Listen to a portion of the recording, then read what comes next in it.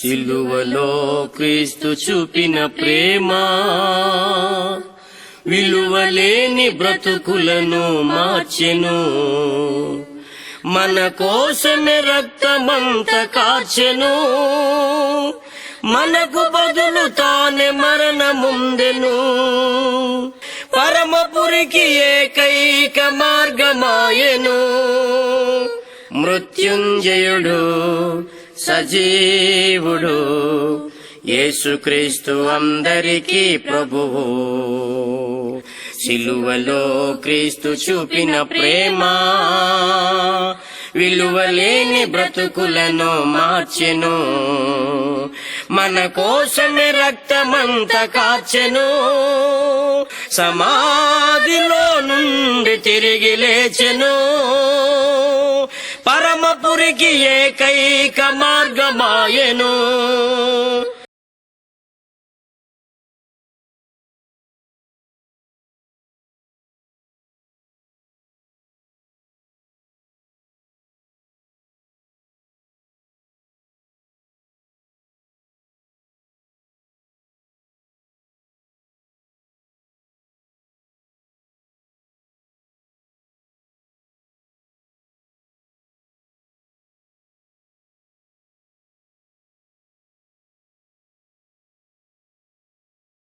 మీ అందరికీ నా హృదయపూర్వకమైన వందనాలండి. సత్యమార్గం ద్వారా దేవుని వాక్యం వింటారు మీ అందరికీ కూడా నా హృదయపూర్వకమైన వందనాలు పేరు పేరున నేను తెలియపరుస్తూ ఉన్నాను.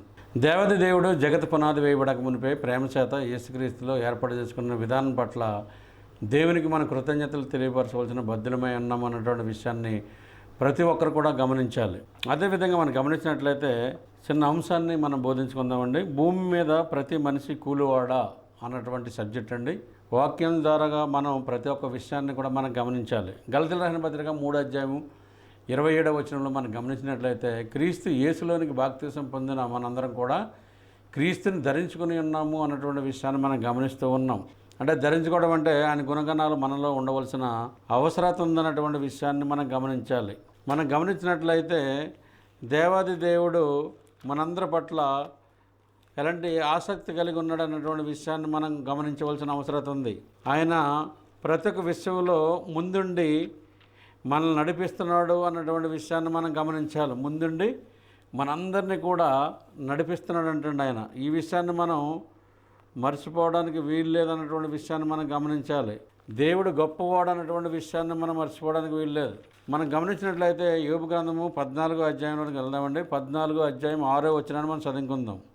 కూలివాని వలె తమకు నియమింపబడిన పనిని వారు ముగించు వరకు వారి విశ్రామము నొందినట్లు వారి వైపు చూడక ఇండుము అన్నటువంటి విషయాన్ని మనం గమనిస్తూ ఉన్నాం. ఇదేంటంటే భూమి మీద ప్రతి మనిషి కూలివాడ అన్నటువంటి సబ్జెక్ట్ అండి. మరి ప్రతి మనిషి భూమి మీద ఏ విధంగా జీవిస్తున్నాడో అన్నటువంటి విషయాన్ని మనం ప్రతి ఒక్కరం కూడా గమనించాలి. జీవించే విధానం కూడా ఎలా ఉంది మనుషుడిది అన్నటువంటి విషయాన్ని గమనించినట్లయితే ఎఫెసీయులకు రాసిన పత్రికలోకి వెళ్దామండి. మనం ఎఫెసీ పత్రిక 2వ అధ్యాయము 10వ వచనం. మరియు వాటి యందు మనం నడుచుకొనవలనని దేవుడు ముందుగా సిద్ధపరిచిన సత్క్రియలు చేయుటకై మనము క్రీస్తు యేసునందు సృష్టింపబడిన వారమై ఆయన చేసిన పని అయి ఉన్నాము అన్నటువంటి విషయాన్ని మనం గమనించాలి. ఆయన చేసిన పని అయి ఉన్నామంటే మనం ఈ విషయాన్ని మనం మర్చిపోవడానికి వీల్లేదన్నటువంటి విషయాన్ని ప్రతి ఒక్కరు కూడా మరి వాక్యాన్ని గమనించాలి. మత్తయి సువార్త 20వ అధ్యాయం 1వ వచనం. ఏలయనగా పరలోక రాజ్యం ఒక ఇంటి యజమానుని పోలి ఉన్నది. అతడు తన ద్రాక్ష తోట పనివారిని కూలికి పెట్టుకున్నట్టుకు ప్రొద్దున బయలుదేరి దినమునకు ఒక దేనారము చొప్పున పనివారితో ఒడంబడి తన ద్రాక్ష తోటలోనికి వారిని పంపెను అన్నటువంటి విషయాన్ని మనం గమనిస్తూ ఉన్నాం. అంటే దేవుని యొక్క ఆలోచన ఎలాగుందంటే ద్రాక్ష తోటలో పని చేయడానికి పనివారితో ఒడంబడిక కలిగి ఉన్నాడు అన్నటువంటి విషయాన్ని మనం గమనిస్తూ ఉన్నాం. మనం గమనించినట్లయితే మరి ఆ ద్రాక్ష తోటలో పని చేయడానికి వెళ్ళిన వారు అనేకులు ఉన్నారు. ఆయన చిత్తమేముందో అది నెరవేర్చాలని ఆయన ఆలోచన కలిగి ఉన్నట్లుగా మనం గమనిస్తూ ఉన్నాం. లూకాసు వార్త 10వ అధ్యాయము 2వ వచనాన్ని మనం చదువుకుందాం. పంపినప్పుడు ఆయన వారిది ఇట్లన్ను, కోత విస్తారంగా ఉన్నది కానీ పనివారు కొద్దిమందియే కాబట్టి కోత యజమానిని తన కోతకు పనివారిని పంపమని వేడుకున్నట్లుగా మనం గమనిస్తూ ఉన్నాం. అంటే పని విషయంలో ఆయన ఆలోచన కలిగి ఉన్నాడు. పని అంతా ఎలాగ ఉందంటే విస్తారంగా ఉందంట, పనివారు కొద్దిమంది అన్నటువంటి విషయాన్ని మనం గమనిస్తూ ఉన్నాం. అదేవిధంగా దేవుని యొక్క పనిలో భాగ్యశాములమై ఉండవలసిన అవసరం ఉంది. ఈ విషయాన్ని మనం గమనించాలి. పిలుపులు రాసిన పత్రిక 2:27 మనం చదువుకుందాం. అందరూ తమ సొంత కార్యములు చూసుకొనిచున్నారు కానీ యేసుక్రీస్తు కార్యములను చూడరు అన్నటువంటి విషయాన్ని మనం గమనిస్తూ ఉన్నాం. ఈ భూమి మీద అందరూ తన సొంత కార్యాలే చూసుకుంటున్నారంట, కానీ యేసుక్రీస్తు యొక్క కార్యం పని ఎవరూ చేయట్లేదు అన్నటువంటి విషయాన్ని మనం గమనించాలి. అందరూ తమ సొంత కార్యములు చూసుకొనిచున్నారు కానీ యేసుక్రీస్తు కార్యములు చూడరు అన్నటువంటి విషయాన్ని మనం గమనిస్తూ ఉన్నాం. అంటే మన పనిలో బిజీ అయిపోతున్నాం. మనం భౌతికమైన పని 90% అయితే 10% మాత్రమే దేవుని పని చేస్తున్నామేమో మనకు మనం ఆలోచన కలిగి ఉండాలి. దేవుడు ఆకాశం మీద ఉన్నాడు, మనం భూమి మీద ఉన్నాము. ఈ భూమి మీద మరి ఆయన పని చేయవలసిన బద్దులమై ఉన్నాము అన్నటువంటి విషయాన్ని మనం ప్రతి ఒక్కరు కూడా గుర్తెరిగి ఉండవలసిన అవసరం ఉంది. అదేవిధంగా ప్రకటన గ్రంథము 22:22-12 మనం గమనించినట్లయితే, ఇదిగో త్వరగా నేను వచ్చుచున్నాను, వాని క్రియలు చెప్పిన ప్రతివానికి ఇచ్చుటకు నేను సిద్ధపరిచిన జీతము నా యొద్ద ఉన్నది అన్నటువంటి విషయాన్ని మనం గమనిస్తున్నాం. పనివాడు జీతానికి పాత్రుడు. మనం దేవుని పని చేసినట్లయితే దేవుడు ఒట్టుగా పని చేయించుకోవడం అన్నటువంటి విషయాన్ని మనం గమనించాలి. మనం దేవుని పని చేసినట్లయితే దేవుడు మనకు ప్రతిఫలాన్ని దయచేస్తాడండి ఆయన. ఈ విషయాన్ని మనం గమనించాలి. భౌతికమైన పనిలో మనం నిమగ్నం అయిపోయి భౌతికమైన పనికి ఎక్కువ అవకాశాన్ని ఇస్తున్నాం, దేవుని పని చేయలేకపోతున్నాం. అలా ఉండడానికి వీల్లేదు. దేవుడు మరి నమ్మదగినవాడు, మాట ఇచ్చి తప్పనవాడు అన్నటువంటి విషయాన్ని మనం గమనించాలి. ఎందుకంటే ఆయన జగత్ పునాది వేయబడక మునిపే ప్రేమ చేత యేసుక్రీస్తులో మనల్ని ఏర్పాటు చేసుకున్నాడు. దేవుడు ఎలా ఉండాలని పరిశుద్ధములను నిర్దోషులమై ఉండవాలని జగత్ పునాది వేయబడక మునిపే ప్రేమ చేత యేసుక్రీస్తులో మనందరినీ కూడా ఏర్పాటు చేసుకున్నాడంటే ఎంత గొప్ప దయామయుడు, ఎంత కరుణామయుడు అన్నటువంటి విషయాన్ని మనం మర్చిపోవడానికి వీల్లేదు. ఆయన యందు భయభక్తులు కలిగి జీవించవలసిన అవసరత ఉందన్నటువంటి విషయాన్ని ప్రతి ఒక్కరు కూడా వాక్యం ద్వారాగా గమనించాలి. ప్రతి ఒక్కరు ఎలా గమనించాలంటే వాక్యం ద్వారాగానే గమనించాలి. మొదట కొరింథీయులకు రాసిన పత్రిక 3:8 నాటువాడును నీళ్ళిపోయేవాడు ఒక్కడే, ప్రతివాడు తాను చేసిన కష్టం కొలిదికి జీతము పుచ్చుకొనును. నాటువాడు నీళ్ళిపోయేవాడు ఒక్కడే, ప్రతివాడు తాను చేసిన కష్టం కొలిది జీతం పుచ్చుకొను అన్నటువంటి విషయాన్ని మనం గమనిస్తూ ఉన్నాం. అంటే మన కష్టపడి పని చేస్తే మనం భౌతికమైన జీతం ఎలాగైతే తీసుకుంటున్నాం, అలాగే దేవుని పని చేస్తే దేవుడు ఎవరి కష్టాన్ని ఉంచుకోవడం అన్నటువంటి విషయాన్ని మనం గమనించాలి. ఎవరి కష్టాన్ని ఆయన దగ్గర పెట్టుకోవడం, పనివాడు జీతానికి పాత్రుడు అన్నటువంటి విషయాన్ని మనం గమనిస్తున్నాం. దేవుని పని చేయవలసిన బద్దులమై ఉన్నాం ఈ లోకములో అన్నటువంటి విషయాన్ని ఎవరూ కూడా మర్చిపోకూడదు. ఆయన భయభక్తులు కలిగి జీవించవలసిన అవసరత ఉందన్నటువంటి విషయాన్ని మనం లేఖనం ద్వారాగా పరిశోధన చేయాలి. మరొక వచనాన్ని మనం గమనించుకుందామండి.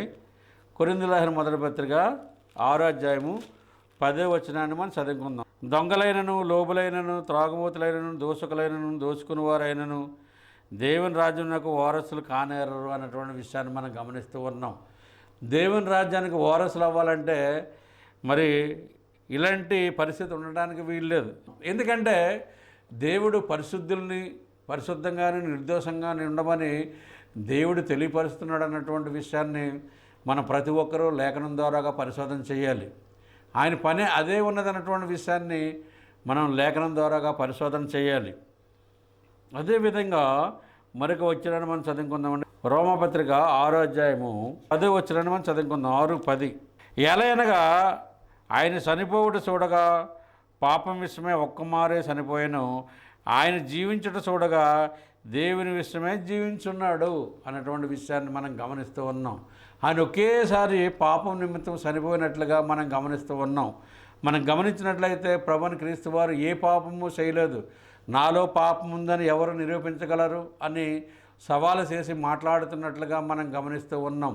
కానీ పాపాలు అనగా మన పాపాల నిమిత్తము ఆయన చనిపోయినట్లుగా మనం ప్రతి ఒక్కరు కూడా గమనించాలి. ఎందుకంటే మనకు రావలసిన శిక్ష ఆయన మీద వేసుకున్నట్లుగా మనం గమనిస్తూ ఉన్నాం.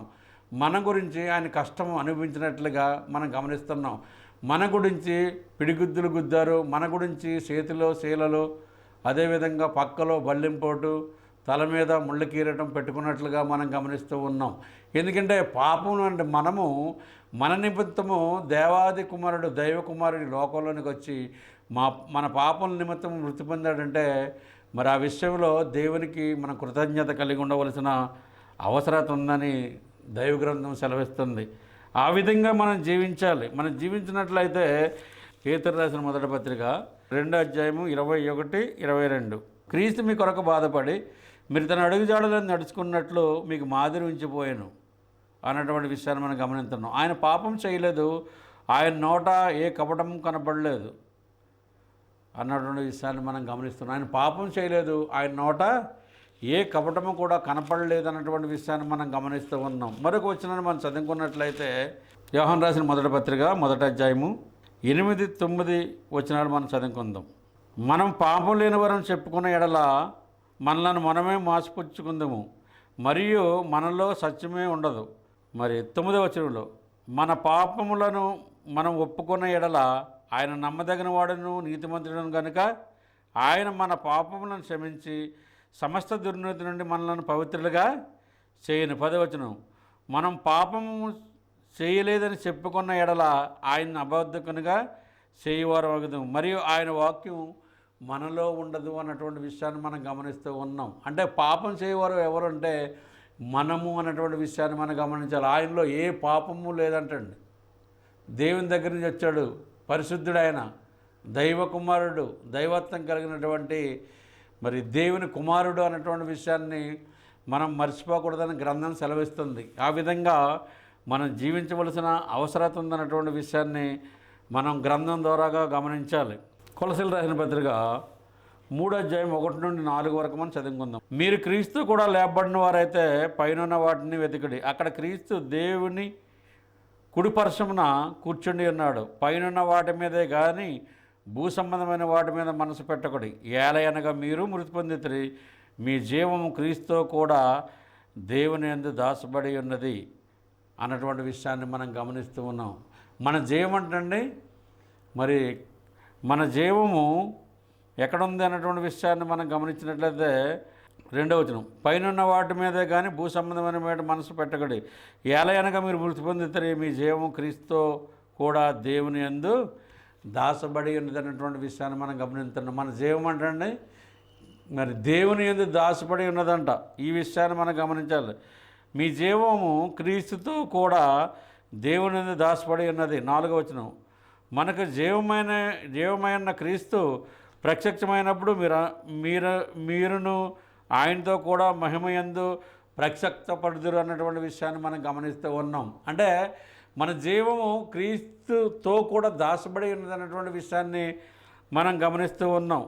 మీ జీవం క్రీస్తుతో కూడా దేవుని యందు దాచబడి ఉన్నది అన్నటువంటి విషయాన్ని మనం గమనించాలి. గొప్ప అదృష్టవంతులము మనము అన్నటువంటి విషయాన్ని మనం గమనించాలి. భూమి మీద ప్రతి మనిషి కూలివాడే అన్నటువంటి విషయాన్ని మనం గమనిస్తున్నాం. మనం గమనించినట్లయితే దేవాది దేవుడు హెబ్రీయులకు రాసిన పత్రికలో మనం గమనించినట్లయితే ఆయన భూమికి పునాది వేసినట్లుగా మనం గమనిస్తూ ఉన్నాం. ఆదియందు మరియు ప్రభువా నువ్వు ఆదియందు భూమికి పునాది వేసితివి అన్నటువంటి విషయాన్ని మనం గమనిస్తూ ఉన్నాం. ఎప్పుడు పునాది వేసాడంటే ఆయన ఆదియందు భూమికి 1:10 మనం గమనించినట్లయితే మరియు ప్రభువా నువ్వు ఆదియందు భూమికి పునాది వేసితివి, ఆకాశమును కూడా నీ చేతి పనులే అన్నటువంటి విషయాన్ని మనం గమనిస్తూ ఉన్నాం. దేవాది దేవుడు ఈ భూమి మీద పునాది వేసాడు కాబట్టి మానవులంటే మనము ఇల్లు కట్టుకోవడానికి పునాది వేస్తున్నాం. ఈ పునాది స్థిరమైన పునాది అన్నటువంటి విషయాన్ని మనం గమనించాలి. దేవాది దేవుడు అదే తెలియపరుస్తూ ఉన్నాడు. మరి ఈ నిర్మాణాలు ఇన్ని విధాలుగా 30 అంతస్తులు, 40 అంతస్తులు, 50 అంతస్తులు బిల్డింగ్ వేసుకుంటారంటే భూమికి దేవుడు ఆది అందే పునాది వేశాడు అన్నటువంటి విషయాన్ని మనం ప్రతి ఒక్కరు కూడా లేఖనం ద్వారాగా గమనించాలి. కొలసీయులకు రాసిన పత్రిక 1వ అధ్యాయము 13వ వచనాన్ని కూడా మనం చదువుకుందాం. ఆయన మనల్ని అంధకార సంబంధమైన అధికారం నుండి విడుదల చేశాడంటే, అంటే పాపంలో నుండి మనం క్రీస్తులోనికి వచ్చాం. మనం అంధకారమైనటువంటి అధికారం అంటే అపవాది యొక్క అధికారం నుంచి మరి క్రీస్తు ప్రభు వారి అధికారంలోనికి మనం వచ్చినట్లుగా మనం గమనించాలి. మళ్ళీ మనం గమనించినట్లయితే పాపంలో నుండి క్రీస్తులోనికి వచ్చినట్లు, చీకట్లో నుండి వెలుగులోనికి వచ్చినట్లు అన్నటువంటి విషయాన్ని మనం గమనించాలి. దేవాది దేవుడు అదే తెలియపరుస్తున్నాడు అన్నటువంటి విషయాన్ని మనం ప్రతి ఒక్కరూ లేఖనం ద్వారాగా పరిశోధన చేసుకోవాలి. లేఖనం ఏం చెప్తుంది అన్నటువంటి విషయాన్ని లేఖనం ద్వారాగా మనం పరిశోధన చేసుకోవాలి. హెబ్రీయులకు రాసిన పత్రిక 2వ అధ్యాయము 15, 16, 17 చదువుకుందామండి. మనం 14లో మనం గమనించినట్లయితే, ఎందుకంటే కాబట్టి ఆ పిల్లలు రక్తమాంసములు గలవారైనందున ఆ ప్రకారమే మరణం యొక్క బలము గలవానిని అనగా అపవాదిని మరణం ద్వారా నశింపజేయుటకు జీవితకాలమంతయు మరణ భయము చేత దాస్యమునకు లోబడు వారిని విడిపించుటకును ఆయన కూడా రక్తమాంసంలో పాలువాడాయను. అందుకే రక్త మాంసాలు కలిగి ఈ లోకంలోనికి ప్రభుని క్రీస్తు వారు వచ్చినట్లుగా మనం గమనిస్తూ ఉన్నాం. మన చీకట్లో ఉన్నాం, పాపంలో ఉన్నాం. మనల్ని విడుదల చేయడానికి పరలోకం నుండి దిగి వచ్చినట్లుగా మనం గమనిస్తూ ఉన్నాం. ప్రతి మనిషి భూమి మీద కూలివాడా అన్నటువంటి సబ్జెక్ట్ని మనం బోధించుకుంటున్నామండి. అంటే ఈ భూమి మీద ప్రతి మనిషి ఒక కూలివాడు అన్నటువంటి విషయాన్ని మనం గమనించాలి. ఏది మన స్వాస్థ్యం కాదండి, ఏది మన సొంతం. కొన్ని దినాల నుండి మనం వెళ్ళిపోతాం మనం. అందుకే ఈ భూమి మీద ఎలా ఉన్నామంటే యాత్రికులము పరదేశులమై ఉన్నామన్నటువంటి విషయాన్ని మనం ప్రతి ఒక్కరు కూడా లేఖనం ద్వారాగా పరిశోధన చేయాలి. కొన్ని దినాల నుండి వెళ్ళిపోయినటువంటి వారు మనం. ఈ భూమి శాశ్వతం కాదు అని దేవుని యొక్క లేఖనాలు మనకి బోధిస్తూ ఉన్నాయి. పేతురు రాసిన మొదటి పత్రికలోకి వెళ్దామండి. మనం 9వ వచనం చదువుకుందాం. 2వ అధ్యాయం 9వ వచనం. అయితే మీరు చీకట్లో నుండి ఆశ్చర్యకరమైన తన వెలుగులోనికి మిమ్మల్ని పిలిచిన వాని గుణాతిశయములను ప్రచురం చేయ నిమిత్తము ఏర్పాటుబడిన వంశమును, రాజులైన యాజక సమూహమును, పరిశుద్ధ జనమును, దేవుని సొత్తైన ప్రజలై ఉన్నారు. మన దేవుని సొత్తైన ప్రజలమై ఉన్నామండి. మనకు మన సొత్తు కాదు, మన పిల్లలు మన సొత్తు కాదు, భార్య భర్తకు సొత్తు కాదు, భర్త భార్య సొత్తు కాదు, తల్లిదండ్రులు పిల్లలకు సొత్తు కాదు, పిల్లల తల్లిదండ్రులు సొత్తు కాదు. దేవుని సొత్తు అయిన ప్రజలమంటే మనం ఎంత గొప్ప ధన్యత అన్నటువంటి విషయాన్ని మనం గమనించాలి. ప్రభువుని క్రీస్తు వారిలో మనల్ని ఏర్పాటు చేసుకున్నాడు. ఇంకా గొప్ప ధన్యత. అసలు ఈ అవకాశానికి అన్యులకు మనకు లేదు. మధ్య గోడను తీసేసి ఉభయల్ని ఏకం చేశాడు దేవుడు అన్నటువంటి విషయాన్ని మనం గమనించాలి. ఆ విధంగా లేఖనానుసారంగా జీవించవలసిన బద్ధులమై ఉన్నాము అన్నటువంటి విషయాన్ని మనం ప్రతి ఒక్కరం కూడా లేఖనం ద్వారాగా పరిశోధన చేయవలసిన అవసరత ఉందన్నటువంటి విషయాన్ని లేఖనం ద్వారాగా ఆలోచించాలి. కొరింథీయులకు రాసిన మొదటి పత్రిక 9వ అధ్యాయము 16 నుండి 18 వరకు చదువుకుందాం. నేను సువార్తను ప్రకటించుచున్నాను, నాకు అతిశయ కారణం లేదు. సువార్తను ప్రకటించవలసిన భారం నా మీద మోపబడి ఉన్నది. అయ్యో, నేను సువార్తను ప్రకటింపకపోయిన ఎడల నాకు శ్రమ. ఇది నేను ఇష్టపడి చేసిన ఎడల నాకు జీతము దొరుకును. ఇష్టపడి చేసినట్లయితే జీతం దొరుకుతుందంటే నేది దేవుని పని ఇష్టపూర్వకంగా మనస్ఫూర్తంగా చేయాలి. జీతాన్ని ఆయనే ఇస్తాడు. మనమేమనుకుంటాం, ఎవరన్నా జీతం ఇస్తే బాగును, దేవుని వాక్యాన్ని బోధిందాం, ఎవరన్నా సహాయం చేస్తే బాగును, దేవుని వాక్యాన్ని బోధిందాం అని మనం అనుకుంటూ ఉంటాం. దేవుని పని చేస్తే ఆయన మన పని చేస్తాడండి. ఆయన దగ్గర జీతము, ఆయన దగ్గర ఆయనే మనకు జీతం ఇస్తాడంటండి. ఈ విషయాన్ని మనం గమనించాలి. ఇది నేను ఇష్టపడి చేసిన ఎడల నాకు జీతం దొరుకును, ఇష్టపడకపోయినను గృహ నిర్వాహకత్వం నాకు అప్పగించబడి ఉన్నది. అట్లయితే నాకు జీతమేమి? నేను సువార్తను ప్రకటించినప్పుడు సువార్త యందు నాకున్న అధికారము పూర్ణముగా వినియోగించుకొనకుండా సువార్తను ఉచితంగా ప్రకటించడే నా జీతము. అదండి. ఎవరన్నారండి దినాల్లో ఉచితంగా ప్రకటించేవారు? ఎవరన్నారు? బోధకులు. ఎంతో కొంత ఇవ్వాలి, ఇలా చేయి చాపడమే. కానీ దేవుడు మరి అపోస్తలుడైన పౌలు గారు ఉచితంగా ప్రకటించడమే నా జీవితం అంటున్నాడు. ఎంత గొప్ప మరి వండర్ఫుల్ కొటేషన్ ఇది. అనేకమైన మనం ఈ వాక్యాన్ని బోధిస్తాం. మనం ఏం చేస్తామంటే, బోధించాలంటే ఖర్చులు ఉంటాయండి. నువ్వు దేవుని పని చేయి, దేవుడిని పని చేస్తాడు. నువ్వు ఎవరికేం చెప్పక్కర్లా. దేవుని పని నువ్వు చేయి, దేవుడిని పని చేస్తాడు. నీ కుటుంబాన్ని చూస్తాడు, నీ పరిచర్యను చూస్తాడు, నువ్వే విధంగా మాట్లాడుతున్నావో చూస్తాడు. సమస్తం ఎరిగిన వాడు దేవుడు. దేవుని పని చేసినట్లయితే దేవుడు మన పని చేస్తాడన్నటువంటి విషయాన్ని లేఖనం ద్వారాగా మనం పరిశోధించాలి. మన దేవుడు గొప్ప దేవుడు, మాటిచ్చి నెరవేర్చి దేవుడు అన్నటువంటి విషయాన్ని మనం ప్రతి ఒక్కరూ లేఖనం ద్వారాగా పరిశోధన చేయాలి. ఎబ్రిల్ రాసిన పత్రిక ముగింపులో 4వ అధ్యాయము 14-15 చూసుకుందాం.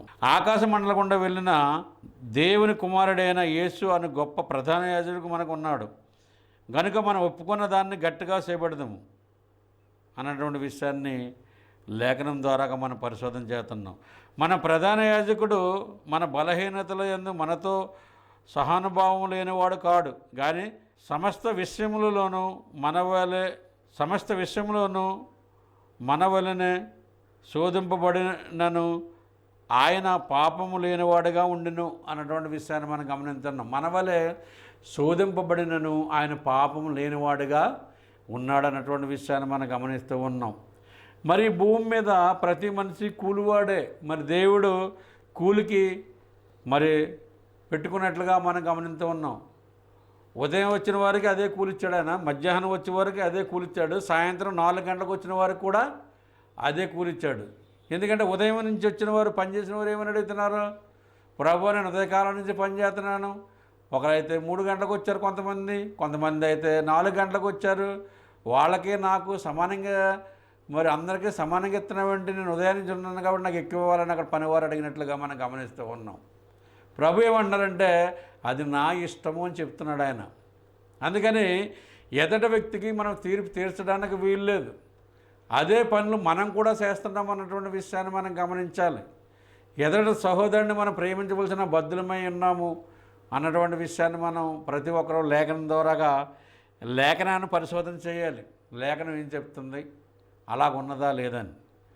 మరి భూమి మీద ప్రతి మనిషి కూలివాడే, అంటే కూలి పని చేసుకున్నవారు పొద్దున్నే కూలికి వెళ్ళి సాయంత్రం ఇంటికి వచ్చేస్తూ ఉంటారు. అలాగే కొన్ని దినాలు ఇక్కడ ముగించుకొని మన ఇంటికి మనం వెళ్ళిపోవాల్సిన బద్ధులమై ఉన్నాం. అందుకే మరి మోసే గారు ప్రార్థన చేస్తున్నారు. ప్రార్థన ఆ వాక్యాన్ని చూసుకుని మనం ముగించుకుందాం. కీర్తన గ్రంథం 90:1-3 వరకు మనం చదువుకుందాం. ప్రభా, తరతరముల నుండి మాకు నివాసస్థలము నీవే. పర్వతమును పుట్టక మునుపు, భూమిని లోకమును పుట్టించక మునుపు యుగయుగములు నీవే దేవుడు. నువ్వు మనుషులు మట్టికి మార్చున్నావు, నరులారా తిరిగి రండి సెలవిచ్చున్నావు. నీ దృష్టికి 1000 సంవత్సరములు గతించినను నిన్నడవలే ఉన్నవి అన్నటువంటి విషయాన్ని మనం లేఖనం ద్వారాగా పరిశోధన చేస్తూ ఉన్నాం. ఎందుకంటే దేవుని యొక్క ఆలోచన ఏ విధంగా ఉన్నదన్నటువంటి విషయాన్ని మనం గమనించాలి. ఇక్కడ మోసే గారు చేసినటువంటి ప్రార్థన ఈ దినాల్లో ఉన్నటువంటి క్రైస్తవులు చేస్తున్నారో లేదో తెలియదండి. అంత అమూలమైన ప్రార్థన. మరి దేవుడికి అవకాశాన్ని ఇవ్వలేనటువంటి ప్రార్థన చేశాడండి ఆయన. ఎలా గొప్ప మంచి ఆలోచన, మంచి లోతైన విషయాలు మాట్లాడారు మోసే గారు ప్రార్థనలో. మరి మన ప్రార్థనలు ఏ విధంగా ఉంటున్నాయి? ఎంచోపు మన గురించే మనం ప్రార్థన చేసుకుంటూ ఉంటాం. ఆ విధంగా కాకుండా మరి ప్రభు తరతరముల నుండి మాకు నివాసస్థలం నీవే, అంటే ఆయనలో నుంచి వచ్చామని చెప్తున్నాడు ఆయన. మరి పర్వతములు పుట్టక మునుపు, భూమిని భూలోకమును పుట్టింపక మునుపు యుగయుగములు నీవే దేవుడు, అంటే ఈ సృష్టిని సృష్టించక మునిపే నువ్వే దేవుడు అయ్యా అని చెప్తూ ఉన్నాడు. ఎంత అద్భుతమైన మాటలు మోసే గారు ప్రార్థన చేస్తున్నారంటే, గొప్ప అద్భుతమైన మాటలు అన్నటువంటి విషయాన్ని మనం గమనించాలి. నువ్వు మనుషుల్ని మట్టికి మార్చున్నావు, నరులారా తిరిగి రండి అని నువ్వు సెలవిస్తున్నావు. నీ దృష్టికి 1000 సంవత్సరములు గతించినను నిన్నడవలే ఉన్నవి, అంటే ప్రభు దృష్టికి ఎలాగ ఉన్నట్టండి, 1000 సంవత్సరం గతించినను నిన్నడవలే ఉన్నాయంటే ప్రభు దృష్టికి ఒక దినం 1000 సంవత్సరం వలెను, 1000 సంవత్సరములు ఒక దినం వలె ఉన్నాయి అన్నటువంటి విషయాన్ని మనం లేఖనం ద్వారాగా పరిశోధన చేస్తున్నాం. మరి దేవుని యొక్క ఆలోచన ఆ విధంగా ఉంది. దేవుని నుంచి వచ్చామండి మనం. అందుకని మనం దేవుని నుంచి వచ్చిన మనము దేవుని యందు భయభక్తులు కలిగి ఉండవలసిన అవసరం ఉంది. ఈ విషయాన్ని లేఖనం ద్వారాగా మనం పరిశోధన చేయాలి. భూమి మీద ప్రతి మనిషి కూలివాడే, అంటే ఉదయం అంతా పనిచేసి సాయంత్రం ఇంటికి వెళ్తాడు. అలాగే ఈ లోకంలో జీవించినంతకాలం మనం జీవించి మనము దేవుని ఇంటికి వెళ్ళవలసిన బద్ధులమై ఉన్నాము అన్నటువంటి విషయాన్ని ప్రతి ఒక్కరూ లేఖనం ద్వారాగా పరిశోధన చేయవలసిందిగా నేను కోరుతూ ఉన్నాను. శ్రద్ధగా అయినందుకు మీ అందరికి కూడా నా హృదయపూర్వకమైన వందనాలను నేను తెలియపరుస్తూ వాక్యాన్ని నేను ముగిస్తూ ఉన్నాను. ప్రార్థన చేసుకుందామండి. ప్రియా పరలోకన తండ్రి, మీరు గొప్ప దేవుడు, నీతిమంతుడు, యథార్థమంతుడు ఆయన, మీకు అసాధ్యమనేది ఏది లేదు. సమస్తం మీకు సాధ్యం కనుక మీ చిత్తాంతరంగా నడిపిస్తున్న విధానం పట్ల మీకు కృతజ్ఞతలు చెల్లిస్తున్నాం. మీ అందరికీ లేని భాగ్యాన్ని మీరు ఇచ్చారు. ఆ భాగ్యంలో మేము కొనసాగుతుండగా మీ చిత్తానుసారంగా కొనసాగే భాగ్యాన్ని మాకు దయచేస్తున్న విధానం పట్ల మీకు కృతజ్ఞతలు చెల్లిస్తున్నాం. ప్రతి ఒక్కరు విని గ్రహించి మరి ఆత్మీయ మాటల ద్వారాగా మేలు పొందుతారని, మరి మాకు మేము తగ్గించుకుని మిమ్మల్ని ఇచ్చేటట్టు మీరు సహాయం చేయమని, ఈ ప్రార్థన మీ పాదసన చేర్చుకుంటారని క్రీస్తు నామమున వేడుకొని ప్రార్థన చేస్తున్నాం తండ్రి. ఆమేన్. వందనాలు.